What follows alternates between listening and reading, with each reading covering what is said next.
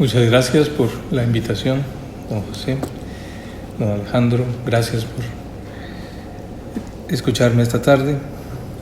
Agradezco especialmente el tema, la impronta mariana del quehacer teológico, propuestas a partir de Adrien von Speyer y Hans-Urs von Balthasar. Lo agradezco porque, claro, estos dos autores me he dedicado a ellos los últimos 25 años, más o menos. Y este aspecto de la impronta mariana en estos autores tiene un doble sentido de recoger la tradición y de novedad. Hay una cierta aportación que viene sobre todo de Adrien von Speyer y llega a Hans-Urs von Balthasar, le da una forma teológica que todavía estamos intentando asimilar. Para exponer, creo que conviene distinguir dos cosas. El principio mariano de la revelación y después la impronta mariana en el quehacer teológico. Es necesario distinguir siempre entre revelación y teología. La teología no es la revelación. La revelación es un acto divino, es el darse a conocer por parte de Dios, es la autoentrega de Dios en su Hijo Jesucristo centralmente. La teología es la reflexión sobre la revelación al servicio de la fe de los creyentes. Es un servicio a la fe común de los fieles. Y por eso vamos a empezar con el principio mariano en la revelación o la recepción mariana de la palabra de Dios. Yo casi preferiría este segundo título, la recepción mariana de la palabra de Dios. La palabra de Dios es su Hijo. Cuando Dios se revela finalmente, después de habernos hablado, dice la carta a los Hebreos, durante mucho tiempo por medio de los profetas, nos ha hablado por medio de su Hijo. Y cuando nos ha dado a su Hijo, nos ha dicho todo lo que podía decirnos, dice un famoso texto de San Juan de la Cruz, ¿verdad? Está en el breviario, el tiempo de Adviento. Dios ha dicho todo, porque ha dado su palabra personal, la palabra eterna, que eternamente Él pronuncia el Padre y eternamente el Hijo dice lo que es el Padre. Y esto es lo que se nos ha regalado y lo que se nos regala continuamente en la revelación. La revelación pide una respuesta por parte del hombre y es aquí donde la Virgen María, Nuestra Señora, es la respuesta adecuada. La fe de María es la respuesta adecuada, la respuesta que Dios mismo se ha preparado con su revelación. Para hacerlo ver, voy a recurrir a dos textos. Primero uno de Balthasar, después uno de Adrien von Speyer.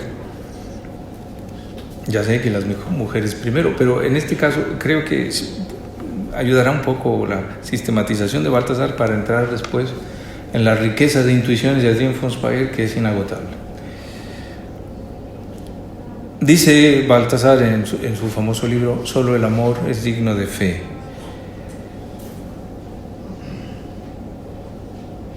Nosotros creemos porque alguien ha creído antes que nosotros. ¿Sí? Cree la Iglesia y nosotros creemos con la Iglesia. Pero con anterioridad al encuentro del hombre concreto con la fe, dice Balthasar, en un cierto punto de la historia existe necesariamente otro encuentro primordial y arquetípico, modélico, que pertenece a las condiciones de posibilidad de la revelación del amor divino a la humanidad. O sea, si no existe quien reciba adecuadamente el amor de Dios que se revela, entonces no se puede revelar, se perdería el mensaje o se parcializaría en una recepción imperfecta. No se podría a Dios revelar como es.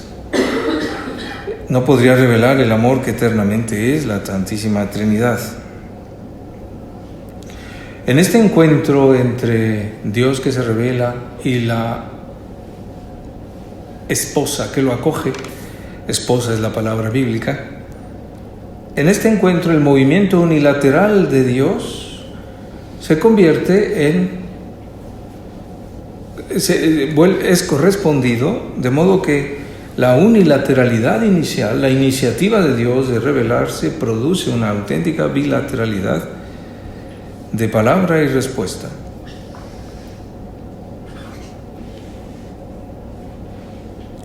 ¿Dónde está esta respuesta? ¿Dónde está esta esposa? No es la Sagrada Escritura sola, no podría ser. La Sagrada Escritura fue escrita por los creyentes, por los que ya creían. La fe está antes. Aquí hay un límite de la tradición protestante, del interés protestante en la Sagrada Escritura. La respuesta viviente del amor desde el espíritu humano solo puede existir tal como es producida por la gracia del amor de Dios. Empieza a jugar Baltasar con textos que se refieren, por un lado, a la esposa iglesia, por otro lado, a la Virgen María, sin poder separarlas. Es la respuesta de la esposa que en la gracia exclama: ven, Apocalipsis 22, y hágase en mí según tu palabra, Lucas 1, que lleva en sí la semilla de Dios y por eso no peca, 1 de Juan 3, y lleva y medita todas las palabras en su corazón, Lucas 2, refiriéndose a la Virgen. Y como la que es pura, que comparece ante el amor de Dios llena de gloria y sin mancha, Efesios 5, como esclava respecto de él, Lucas 1, esclava humillada, la humillación de su esclava. Y por tanto, como imagen interior de la fe, del amor que recibe, sujeta a él con reverencia, de nuevo Efesios 5. La esposa es María, y no solo es María, pero no puede ser reconocible la esposa que responde adecuadamente al Dios que se revela sin el rostro personal de ella. Veremos cómo todo lo de María se convierte en principio de la vida de la Iglesia, es una de sus características. Adrien Fospar le llama anonimato. La Virgen quiere ser anónima. Lo que ella recibe es para otros, es para la Iglesia. Pero en algún momento tiene que aparecer ella personalmente y por tanto su nombre debe ser conocido.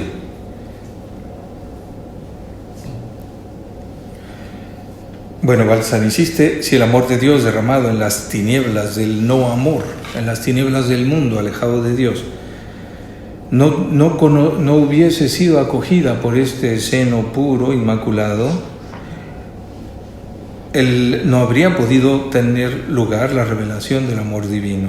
Una prueba negativa es lo que ocurre con la noción de fe en el protestantismo. Al faltar María, falta algo a la fe. El concepto de fe se restringe, se reduce a la aceptación de haber sido salvados por el Señor. Pero la fe en la Biblia no es eso, no es solo la certeza de haber sido salvados. Desde Abraham la fe es más que eso.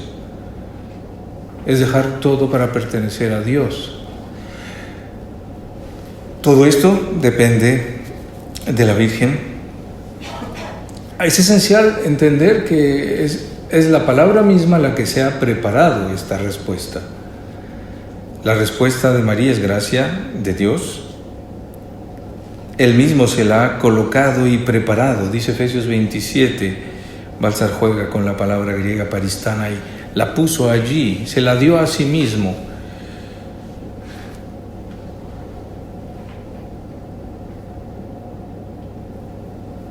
En fin, seguimos con solo el amor es digno de fe, el texto se prolonga.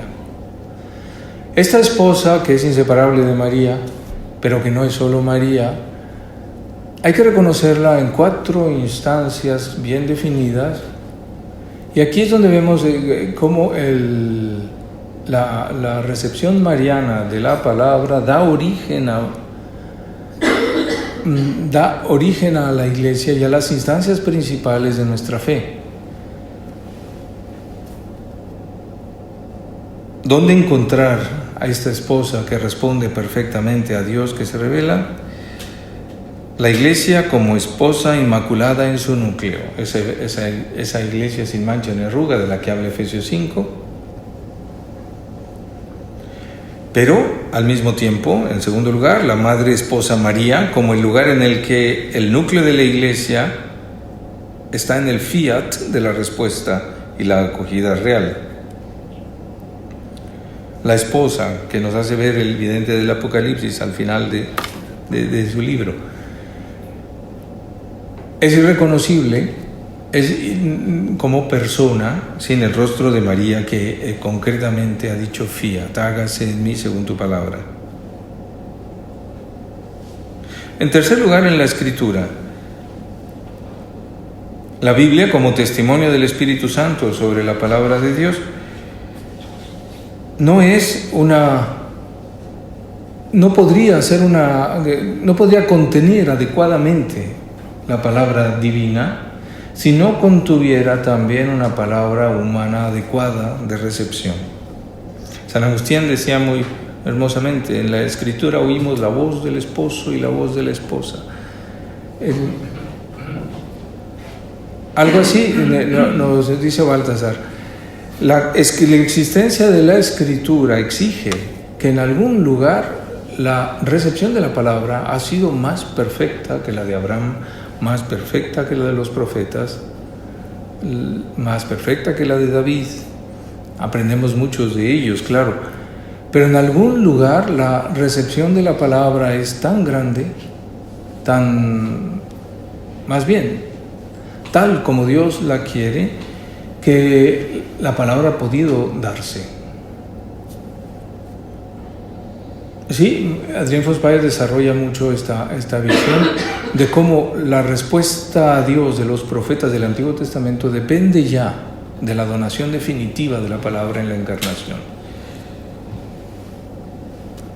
En cuarto lugar, esta palabra es llevada a los creyentes por la Madre Esposa con autoridad jerárquica, con el ministerio apostólico. Y por eso la autoridad apostólica no es ajena al primer momento en el que la palabra es recibida en modo inmaculado por parte de la Virgen María.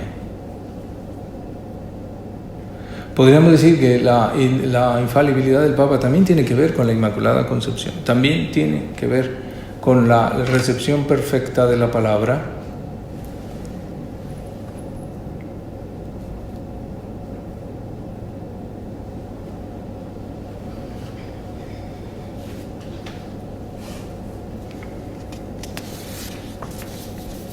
Muy bien. Esto es sobre el texto de Baltasar, esta página de Hans von Balthasar en Solo el amor es digno de fe.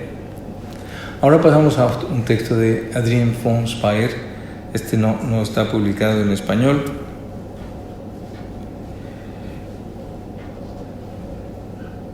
Es un texto sobre la Virgen María y la Sagrada Escritura, que en cierto modo desglosa pero en modo muy concreto lo que se ha dicho antes.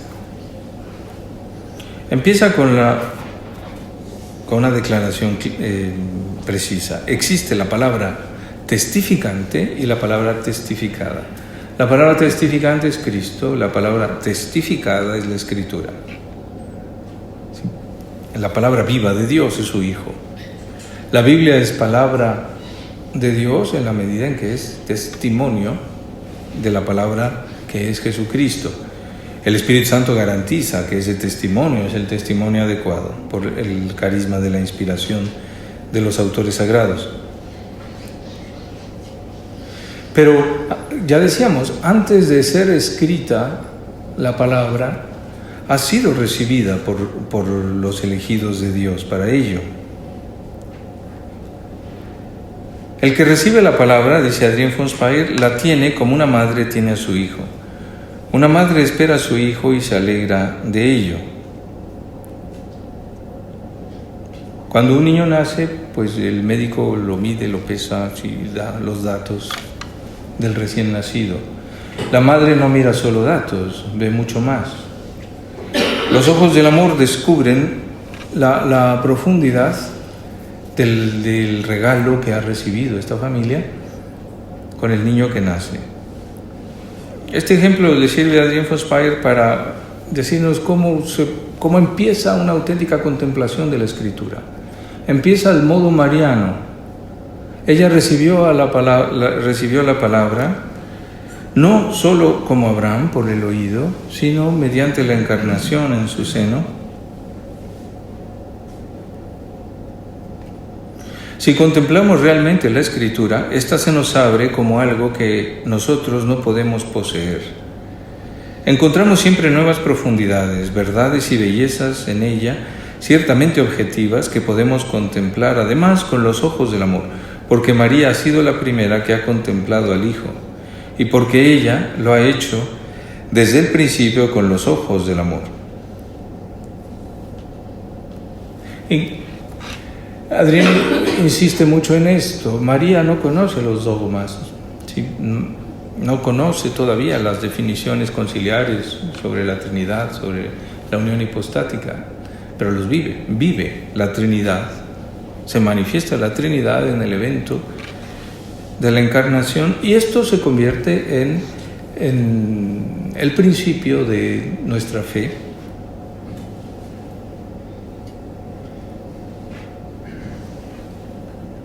Por eso ella inaugura el camino para todos los que creen en el Señor y lo aman, y en la Escritura lo conservan tan vivamente como la madre lo sostenía en sus brazos. Y de su contemplación, la contemplación de los cristianos, de la contemplación de María, los cristianos pueden aprender a contemplarlo, al Verbo de Dios, en el amor como lo hacía María. Con esta experiencia de la madre con el Hijo en su seno, cuando esta experiencia se pone en el centro, se puede a partir de allí contemplar toda la vida del Señor, pero también en la promesa, mirando la antigua alianza y llegando a mirar aún la creación. Ella ve en la recepción mariana de la palabra, en la encarnación, en el fiat de María, ve el centro desde el que se puede interpretar el Antiguo Testamento y los libros del Nuevo Testamento, siempre iluminados con un amor puro, inmaculado. Sí. Desde luego que aquí la crítica bíblica podría introducir sospechas. Bueno, esto es así realmente. En realidad, hoy que las aguas se han serenado un poco, el método histórico crítico ya no es tan pretencioso como en décadas pasadas. En realidad yo quisiera señalar una semejanza entre la exégesis de Adrienne von Speyr y la exégesis histórico-crítica. A diferencia de la exégesis antigua, la exégesis moderna ha puesto mucha atención en los receptores de la palabra. Sí, ¿quién era Isaías? ¿Cómo es su experiencia? Y así en todos los libros de la Escritura no solo cuenta la palabra que se le da, sino cómo se recibe. Este es un punto de vista que Adrienne von Speyr desarrolla en sus comentarios bíblicos. Tiene como un comentario a Isaías, no entero, algunos capítulos, otro a Daniel del Antiguo Testamento, algunos salmos, a los primeros capítulos de Génesis. El hecho es que esta atención al que recibe la palabra nos lleva a pensar en la recepción perfecta que solo en María encontramos.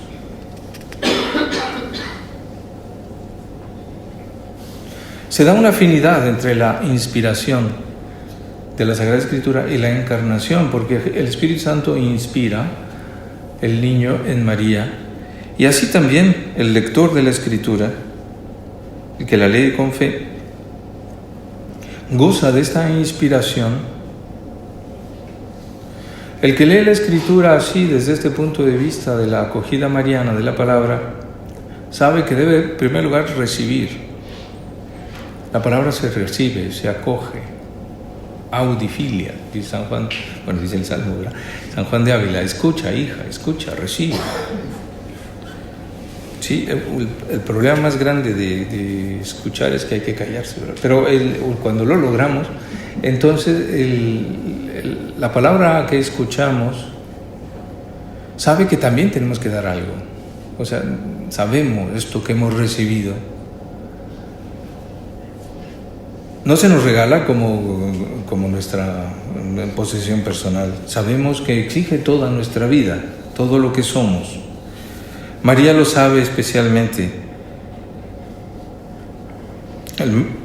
Al recibir la palabra, la madre da también lo que ella ha de dar. Sabe que la palabra que recibe del Padre es para el Padre. Debe volver al Padre, cumpliendo la misión que el Padre le ha dado. Todo esto es necesario para que exista la Escritura y para que exista un encuentro en la fe profundo con la Escritura.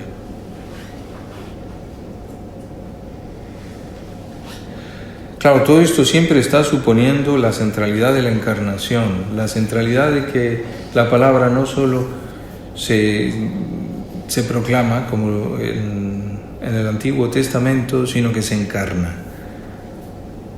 En la antigua alianza la palabra es solo oída, en la nueva es vivida corporalmente.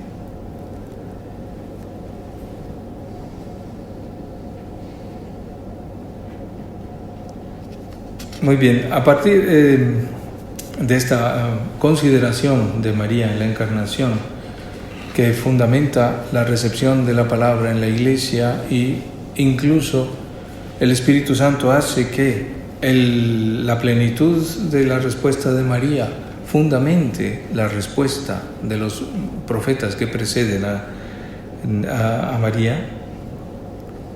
A partir de esto, Adrien Fossbaer concibe el concepto de la luz del sí, la luz del fiat. Se enciende algo con el fiat, algo nuevo, algo que no existía, una luz. En la fe de Abraham empieza a brillar. No solo se ilumina la vida de María a partir del sí, y a partir de él entendemos todo, desde la Inmaculada Concepción hasta la Asunción a los cielos, todo se ilumina desde la luz del sí, sino que esta luz se prolonga hacia la Iglesia y hacia toda la historia de la salvación, incluso la creación.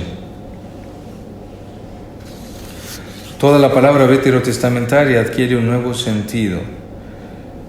Y María tiene participación en esta nueva creación. El sentido de la Escritura, la unidad de la Escritura es una acción de Cristo, como dice Henri de Lubac, recogiendo muchos testimonios de la tradición. Es un acto, Cristo crea la Escritura, porque le proporciona el centro, que puede unir libros tan dispares como el libro de los jueces y la carta a los romanos, que en principio no se ve como que tengan que ver uno con el otro. Solo Cristo puede hacer esta unidad. Pero María tiene parte en esta nueva creación de sentido. Precisamente, como venimos diciendo, por su modo de recibir la palabra. Y por eso, dice ella, el profeta vive ya de aquello que profetiza, vive ya del cumplimiento de su profecía. Hay en la antigua alianza un poder de la obediencia que brota de la fuerza del sí de María. Porque el mensaje del ángel a María es el resumen de todas las promesas de Dios en la antigua alianza. Por eso, su recepción, la recepción de la palabra que hace María, entraña en sí todas las recepciones de todos los mensajes del Antiguo Testamento. Todas las gracias de los profetas fueron posibles en su gracia. Porque ¿no es demasiado radical esto? Si la palabra de Dios realmente ha sido dada a los profetas, tiene que estarse suponiendo la recepción perfecta. Dios no podría dar su palabra si no pudieras ser acogida. Y por eso, teológicamente es sólido pensar que la inspiración de los profetas del Antiguo Testamento habló por los profetas, decimos en el credo, ¿verdad? El Espíritu habló por los profetas, depende también de la plenitud neotestamentaria, de la donación personal de la palabra del Padre, que es Cristo, y la recepción del don, de este don en María. Por eso, el Espíritu concedió las profecías en vista del sí de María. También en vista de él los profetas osaron su misión. Vemos a Jeremías con todas sus penas, pues algo de la gracia mariana lo sostendría en esa vida tan difícil.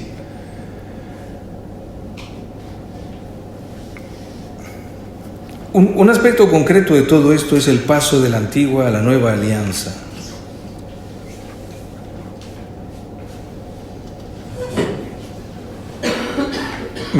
Adrien von Speyer dictó un pequeño tratado, el Tratado del Adviento del Señor. Ella entiende el Adviento del Señor, el Adviento real del Señor, como los 9 meses de embarazo de la Virgen María. El Señor está viniendo, está adviniendo.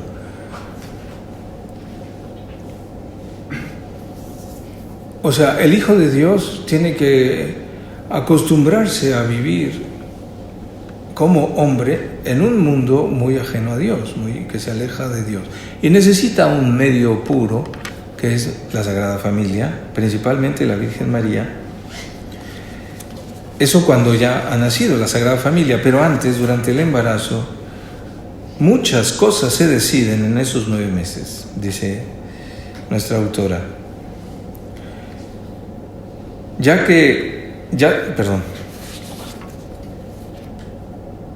La madre se convierte en iglesia esposa. La iglesia no podría olvidar nunca el tiempo del Adviento y el niño pequeño. La actitud cotidiana de la madre en este tiempo expresa de modo privilegiado la esencia de la iglesia, que es esperar a su Señor, acogerle, permanecer vuelta hacia Él. Los 9 meses de embarazo representan lo que la iglesia será siempre: vivir de Él, dejar que el niño encuentre en la madre el espacio que necesita. Físicamente, el cuerpo de María se ensancha para que el niño pueda crecer en ella. Eso es la iglesia. Es lugar para que el Hijo de Dios pueda cumplir su misión y la siga cumpliendo. Por eso no se puede olvidar, y la iglesia no lo ha hecho, ¿sí? Siempre sorprende un poco a los biblistas por qué se añadieron los evangelios de la infancia al querigma. Querigma, que por ejemplo, como lo conoce San Pablo, la muerte del Señor, la resurrección del Señor. Sí, el mismo Espíritu que inspira el querigma inspira los antecedentes de la infancia. Son necesarios para que el querigma no pierda de vista a la persona real. Lo que salva es la persona, no el querigma. Bultmann decía lo contrario. Lo que salva no es la persona de Jesús, a la que no conocemos, sino el querigma. No, lo que salva es la persona. Y la garantía es que fue acogida la persona del Hijo de Dios por la persona de la Madre de Dios.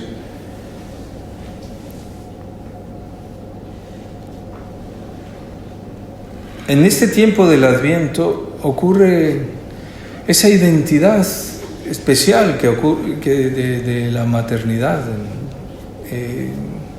intrauterina. Es un cuerpo y son dos, son uno y dos. Lo encontraremos de nuevo en la iglesia. La iglesia es cuerpo de Cristo. Es una sola persona, místicamente, con Cristo, dice Santo Tomás de Aquino. Y sin embargo, la iglesia no es Cristo. ¿Cómo se vive esto? Es necesario volverse de nuevo hacia la Madre, hacia el Adviento del Señor. Aquí está también ya la aceptación de la cruz. María conoce el choque, el impacto entre la santidad del niño que ha concebido y el mundo. Se lo ha dicho el ángel, él salvará a su pueblo de sus pecados, lo dirá más tarde Simeón. Pero como Inmaculada Concepción sabe lo que es lo que es vivir en obediencia a Dios en un mundo que se aleja de Él.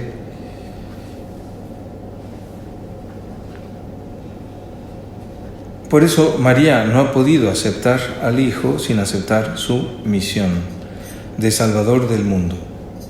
El Hijo eterno que en la eternidad ha decidido tomar sobre sí la carga del mundo, con el Padre y con el Espíritu Santo, crece en ella.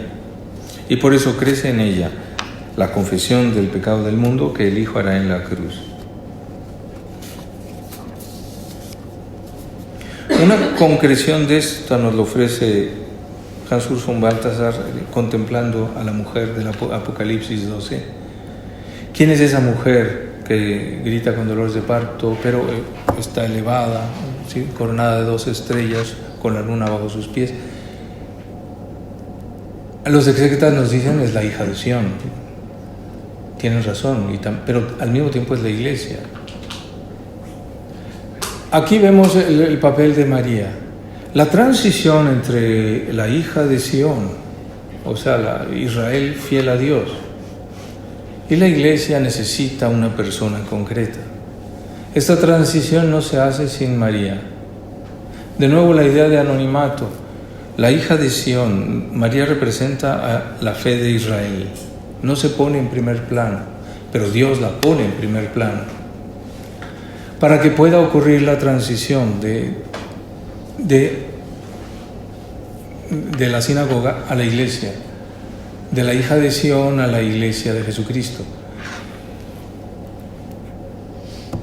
María emerge del anonimato de Israel, es ella la que concibe, y vuelve al anonimato al entregar todo lo suyo a la iglesia.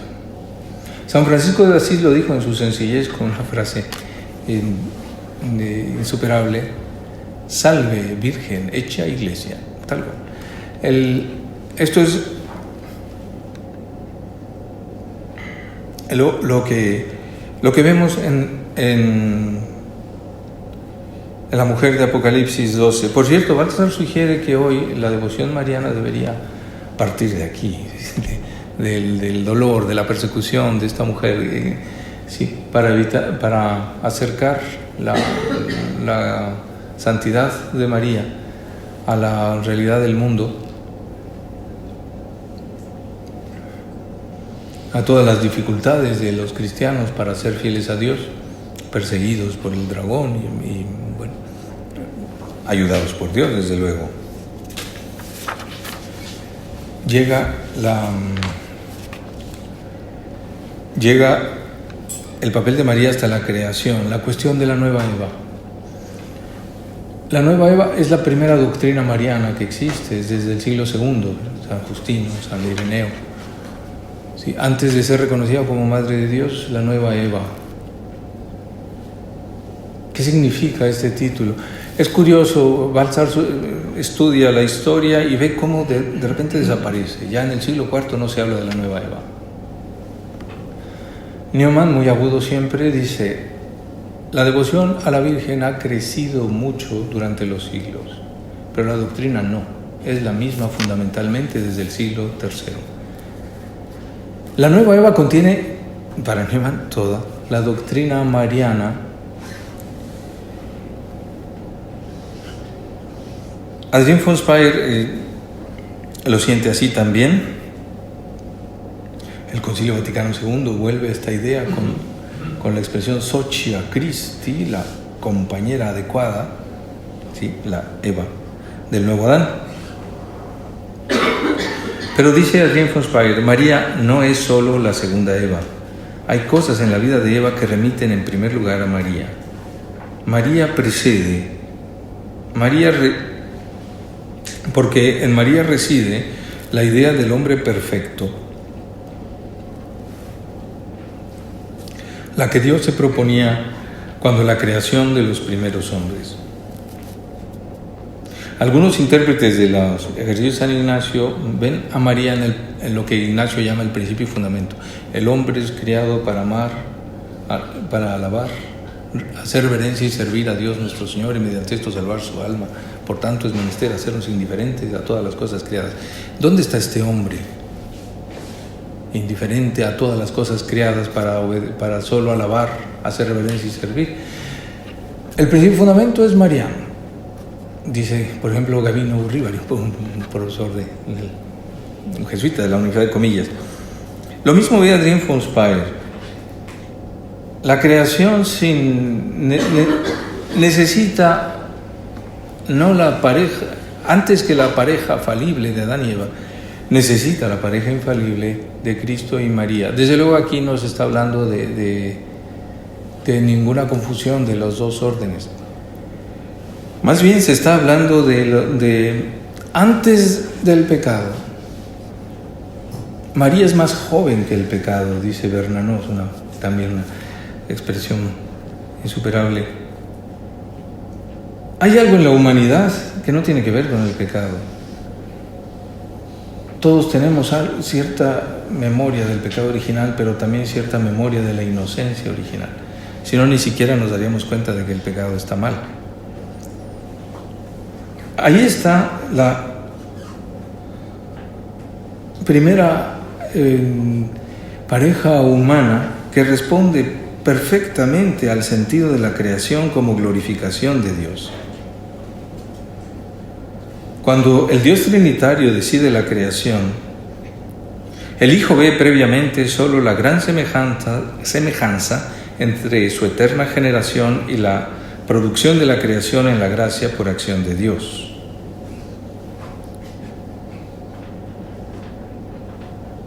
Padre, Hijo y Espíritu eligen juntos a un ser humano en el que el Hijo pueda habitar, una mujer.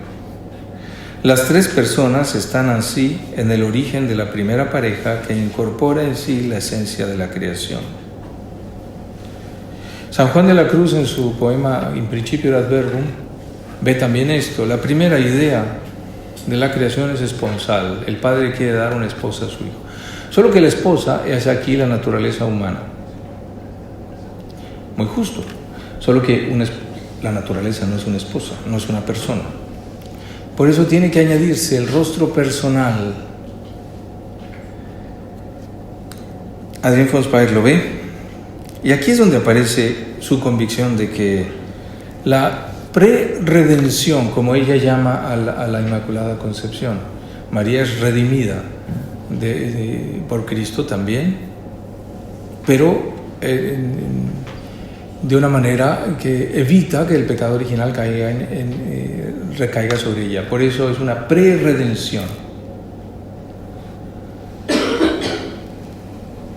La finalidad de la pre-redención, sin embargo, es la idea de corredención. O sea, aparece esta idea, ya sé que hoy es polémica,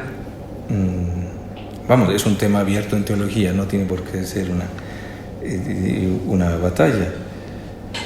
La idea de la corredención es anterior a la de pre-redención. Esta es una consecuencia de la primera, un medio para el fin. El fin es que exista esta colaboración, no en un segundo lugar, sino en el acto primero de la redención. Tiene que haber una colaboración de la esposa que Dios se ha preparado.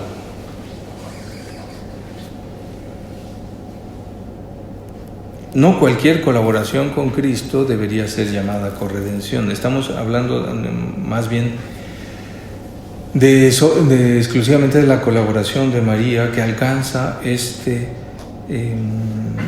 altura de definir el sentido de la creación entera.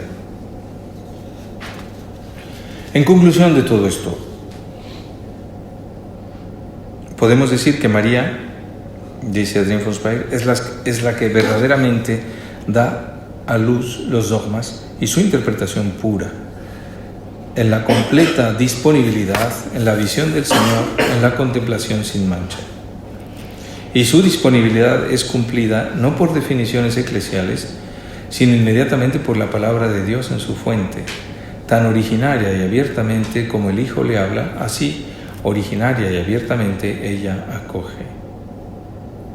De modo que los dogmas que todos necesitamos para no extraviarnos en la fe, para no imponerle nuestra medida a la revelación, necesitamos la doctrina eclesial.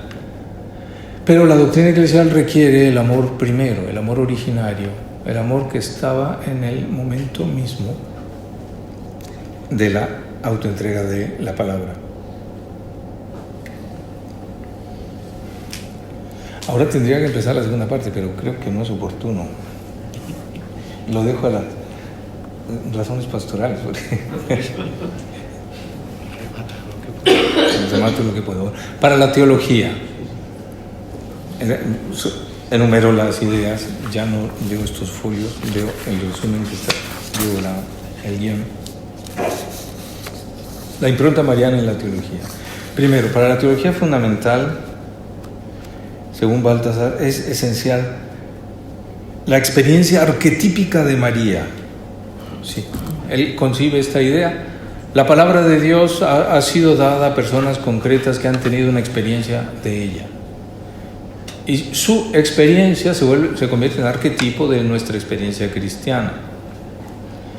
Esto supone que la doctrina cristiana siempre va acompañada de una experiencia cristiana.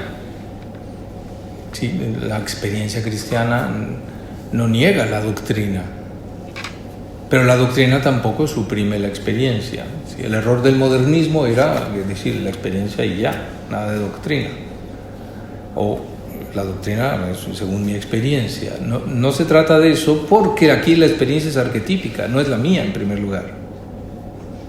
Es la de Isaías, la de Jeremías, la de Job, la de Abraham, la de María. Centralmente la experiencia arquetípica de María.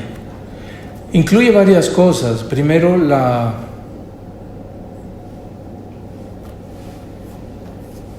corporeidad de la redención. La Iglesia es cuerpo de Cristo. Implica nuestros cuerpos. Es esencial para la fe cristiana el destino del cuerpo, es esencial el matrimonio, es esencial la virginidad. Sí, no se puede recibir la palabra de Dios abstrayéndose del cuerpo, ¿sí? Como las filosofías precristianas algunas sostenían, ¿no? Implica también una intimidad con el Señor. Durante el tiempo del Adviento, del embarazo de María, una unidad inseparable entre madre e hijo, un uno y dos. Es un solo cuerpo, el de la madre que envuelve el del hijo, pero son dos, porque el hijo no es la madre, en donde se abre la experiencia humana de la madre, no se limita a la experiencia de una madre humana, porque sabe que el Padre le ha dado este Hijo. El uno y dos que forma María le abre al misterio de ser uno con el Padre y distinto de Él. La experiencia arquetípica de María abre a los misterios de la Trinidad y a los misterios también de la encarnación, de la unión hipostática, del uno y dos de Cristo. Una sola persona, dos naturalezas.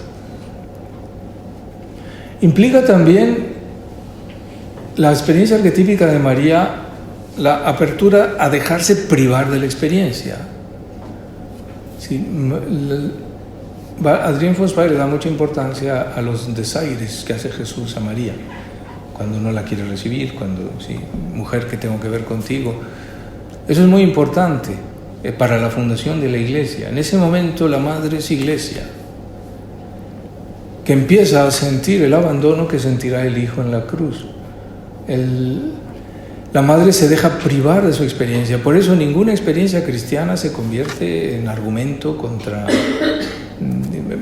para centrar la mirada en uno mismo. Por más grande que sea la experiencia mística, lo importante es la gloria de Dios, la santidad de la Iglesia, no la propia santidad.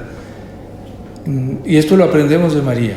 En su máxima intimidad con Jesús, ella experimenta también la pérdida y sabe abrir los brazos y dejar marchar al Hijo a cumplir la misión. Experiencia arquetípica.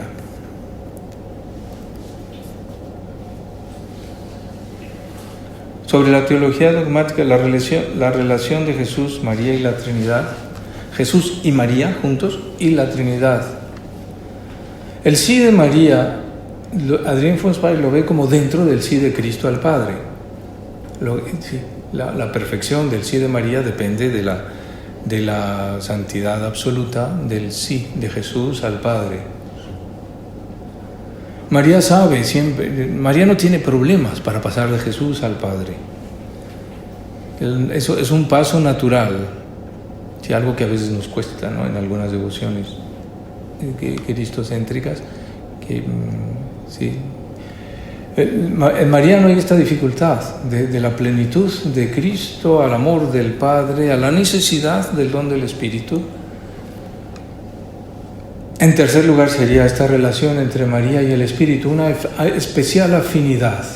María ha concebido por obra del Espíritu Santo, pero no puede cumplir la misión sin una asistencia continua del Espíritu, sin una apertura continua a lo que el Espíritu le pida, a lo que el Espíritu, antes de pedirle, le da.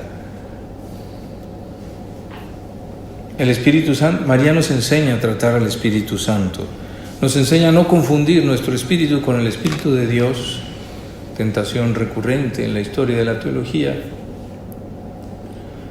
Nos enseña a acoger el Espíritu Santo sin falsas reverencias, pero a reconocer que este Espíritu es el del Padre y del Hijo con verdadera reverencia. Finalmente, es evidente que todo esto tiene que ver con la eclesiología, ¿verdad? Ya ha quedado claro. Todo lo de María se convierte en eclesiológico. Nada de María se explica sin referencia a la cristología y a la eclesiología.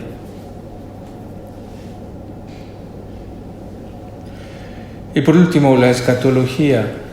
La escatología del Nuevo Testamento, la doctrina sobre el final del Nuevo Testamento, tiene su peculiaridad en que el final ya ha empezado, lo que se suele llamar en teología escatología de presente. El fin es Cristo, ya aconteció. En María aprendemos lo que significa ser de Cristo como lo último, no hay más allá. No hay un más allá de Cristo.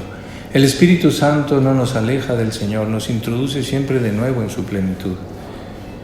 La escatología final, la escatología de futuro, que también existe, o sea, el cielo final,